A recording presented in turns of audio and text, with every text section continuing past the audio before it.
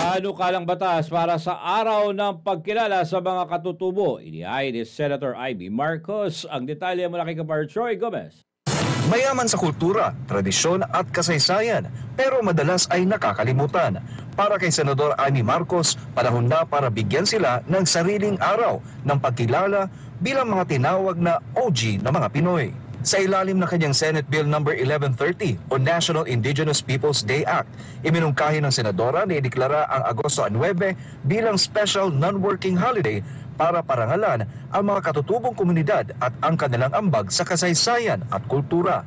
Kasabay nito ay sinusulong din ni Marcos na ideklara ang buong buwan ng Agosto bilang National Indigenous Peoples Month, isang pambansang pagdiriwang ng makulay na kultura, sining at kabayanihan ng mga katutubo.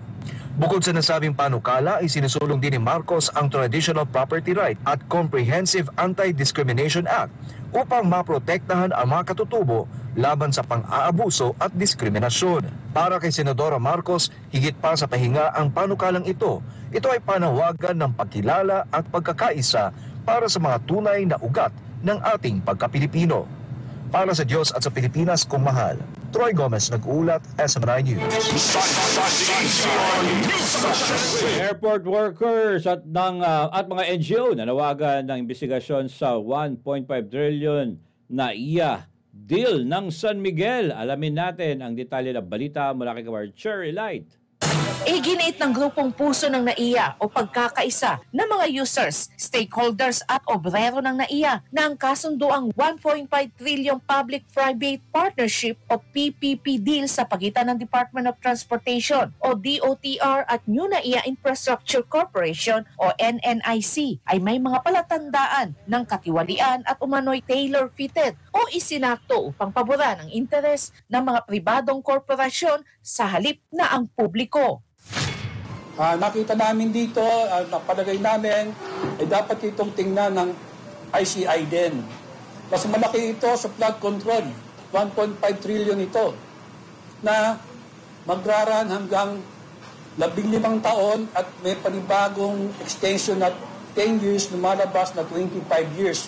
Sabi ng grupo, 4 na taon na mula nang ipinagkaloob ang kontrata, ngunit wala pang nakikitang malaking pagbabago maliban sa sunod-sunod na pagtaas ng singil sa paliparan na lubhang nagpapahirap sa mga biyahero. Binatikos din ang puso ng NAIA ang NNIC at Manila International Airport Authority dahil umano sa hindi pagtupad sa transparency at accountability provisions ng PPP contract. Kabilang ang hindi pagtalaga ng isang independent consultant o IC na siyang dapat magbantay sa patas na implementasyon ng proyekto. Ayon pa sa grupo, tila ginawang engineered at tailor-fitted ang mga provision ng kontrata para sa San Miguel Corporation at sa chairman itong si Ramon Ang, bagay na nagpapahina umano sa competition at nagbubukas sa posibilidad ng isa sa pinakamalaking questionableng infrastructure deal sa kasaysayan ng bansa. Nagbabala rin ng grupo na kung hindi ito aksyonan, posibleng gatasan ng publiko sa loob ng 25 taon sa pamamagitan ng mga garantisadong mataas na singil sa paliparan na papabor sa pribadong concessionaire at makakaapekto sa tinatayang 45 milyong pasahero ng NAIA. Noong pong ginawa itong kontrata na to, dapat po ayon sa PPP guideline, meron pong tinatawag na consultation. Hindi po ginawa iyon. Meron pong tinatawag na transition plan. Wala po silang nilabas na gano'n. At bakit? Kung kailan nag-take over ang NNIC, saka lumabas yung bagong rates. Para sa Diyos at sa Pilipinas kung mahal, Cherry Light, SMNI News.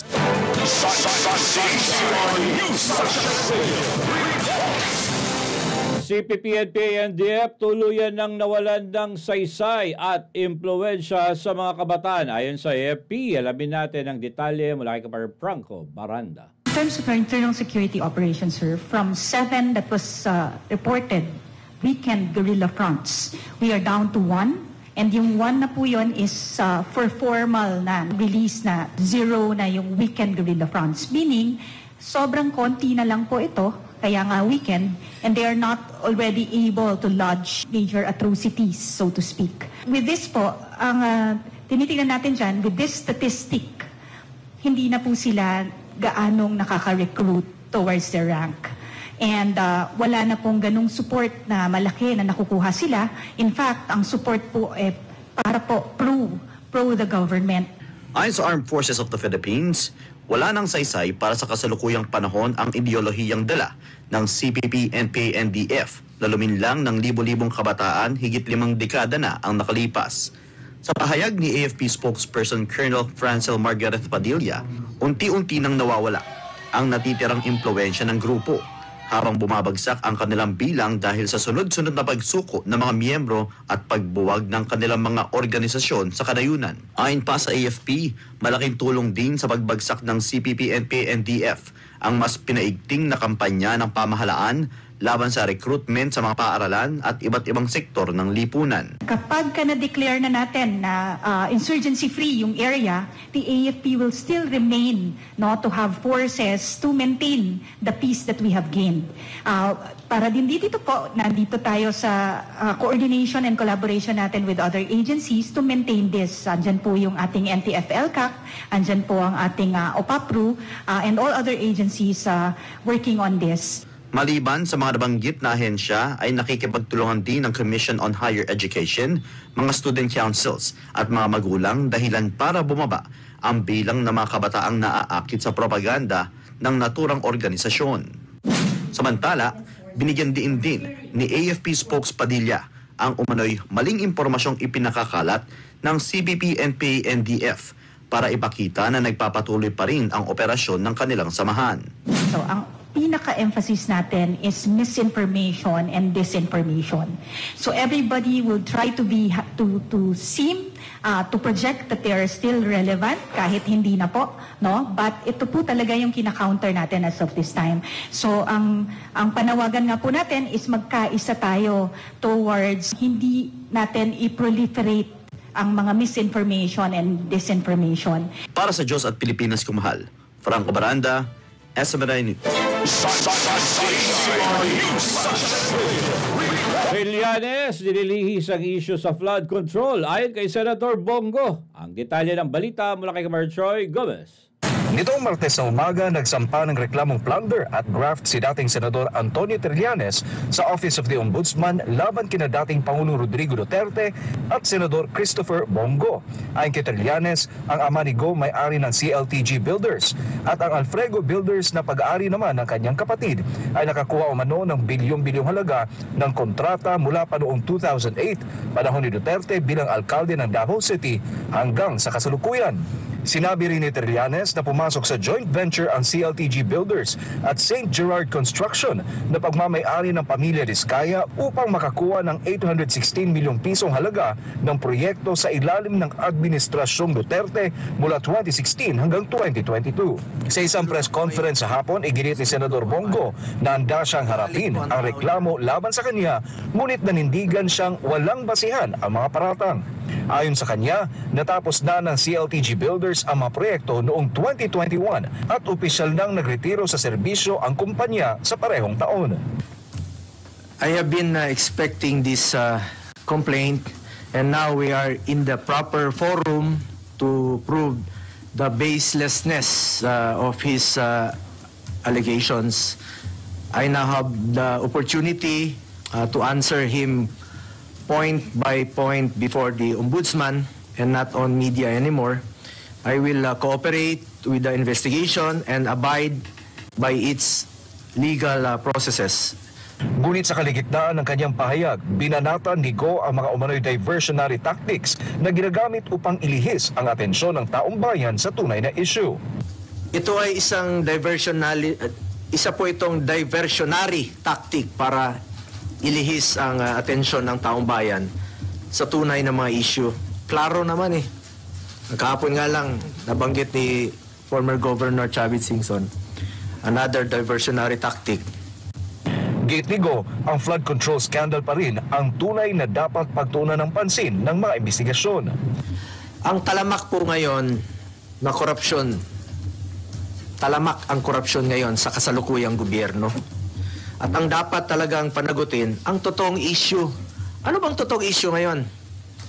Diba ang flood control scandal? Mga ghost projects, mga anomalous projects, mga substandard projects. Yun naman po ang issue ngayon eh. Huwag tayong lumihis sa katotohanan. Kasabay nito, diretsahan ding sinagot ni Go si dating Senador Antonio Trillanes na anya'y ginagamit ang issue para sa politika. Sa kanina naman po, sa final sa amin ni dating Pangulong Duterte at sa kapamilya ko, to Trillanes, you are barking at the wrong tree. Kung seryoso ka talaga, bakit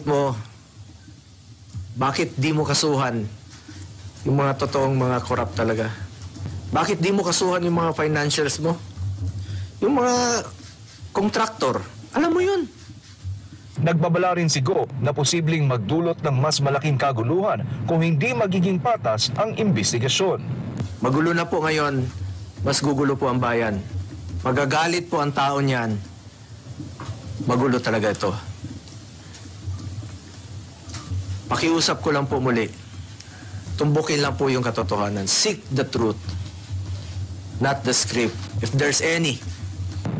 Para sa Diyos at sa Pilipinas kung mahal, Troy Gomez nag-uulat, SMNI News.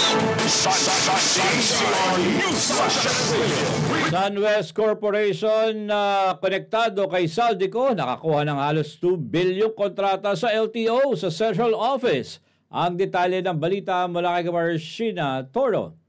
Tatlong mga proyekto na iba-ibang halaga ang nakuha ng SunWest Construction and Development Corporation sa Land Transportation Office sa Quezon City. Kabilang na rito ang Road Safety Interactive Center at IT Training Hub na parehong nagkakahalaga ng halos 500 million pesos. Bukod pa riyan ang halos 1 billion pesos na Central Command Center na itinayo lang din sa loob ng compound ng ahensya noon pang 2021. Ang kontratista sa mga nasabing proyekto ay konektado kay resigned Acobico Representative Zaldico na sangkot ngayon sa manumalyang budget insertion ng mga flood control projects sa bansa. Questionable para sa bagong hepe ng LTO. Ang mga itinayong proyekto pati na rin sa naging audit report ng Commission on Audit o COA.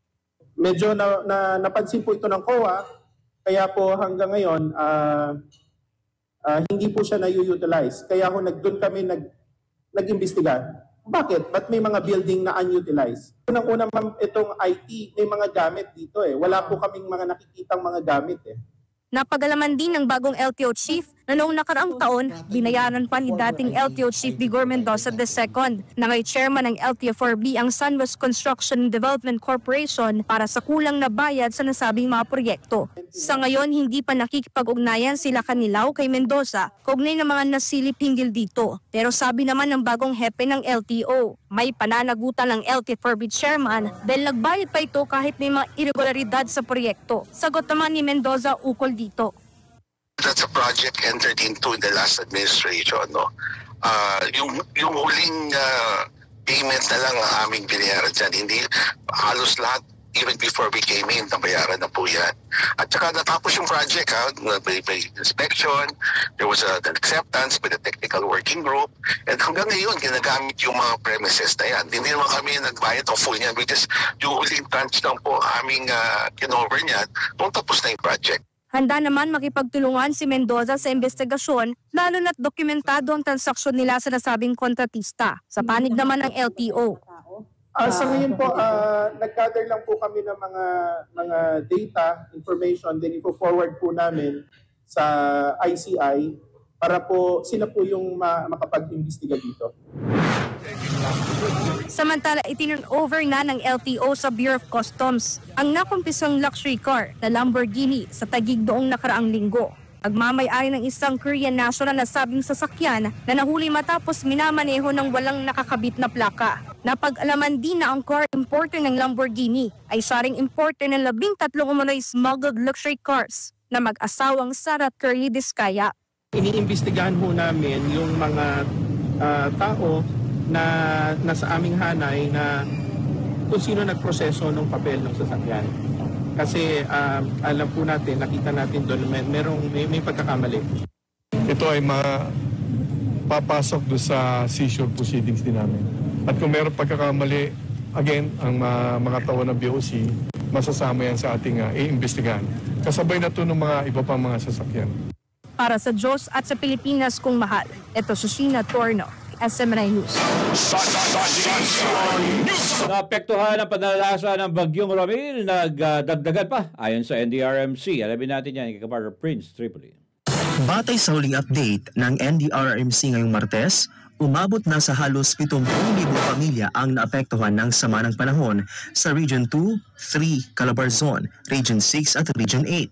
Ang higit 3,800 pamilya dito ay nananatili pa rin sa mga evacuation centers. Mahigit 3,000 pamilya rin ang pansamantalang nakisilong sa kanilang mga kaanak o kaibigan. Tumaas din ang bilang ng mga kabahayan na napinsala dahil sa bagyo na ngayon ay nasa halos 100 na. Samantala, tuloy-tuloy naman ang pamamahagi ng tulong ng iba't ibang ahensya ng pamahalaan, maging ng mga LGU sa mga naapektuhan ng bagyo.